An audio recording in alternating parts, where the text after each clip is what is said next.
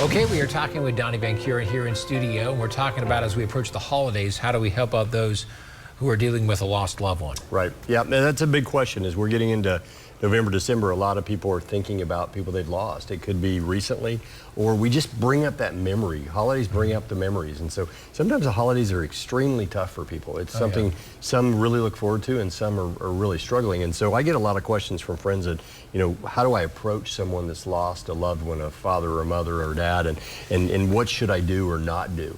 And so I want to go through a few tips for those that haven't lost people but know someone and they're going to be around someone this holiday season that has lost a loved one.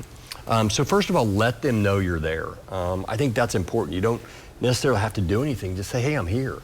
If they don't call you, that's okay, or if they don't need you, that's okay. But sometimes just reaching out and saying, hey, I'm here if you need me. It can be a text, it can be a phone call, person to person, but sometimes you just need to let them know you're here, and that's enough. That they've been thought of. Exactly. Just you were thinking about me. Yeah. Okay, the second you say, let them be selfish and grieve in their own way. That can come in many forms. Yeah, and for family, this can be tough, but when someone says, hey, I'm not going to that event, I'm not going to participate in that holiday. Oh yeah, you got to, it'll be good for you. Now let them be selfish and let them just focus on where, especially that first year of grief. That first year you're doing things you've never done before and you're missing that person you've never missed before. And so a lot of times you've got to be selfish, and I tell people, be selfish, grieve in your own way. This is once in a lifetime deal where you're grieving that one special person you lost, and you know, you need to be selfish, and as people that aren't grieving, we need to let them be selfish. And next you have be willing just to be present. Yeah, once they ask you to be a part of their life or come over or sit with them, sometimes we're like, okay, what do we say, Donnie? Yeah. Or how do we act? And what I'd like you to do is just sit there with them.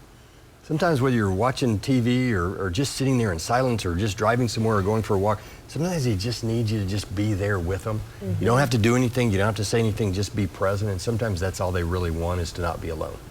That makes sense. Okay, except that there is no timeline to grieve. Yeah, and this is the last thing, that a lot of times people will say something and it's so inaccurate of, oh, you should be over this by now. Or, you know, it's been long enough, get out there.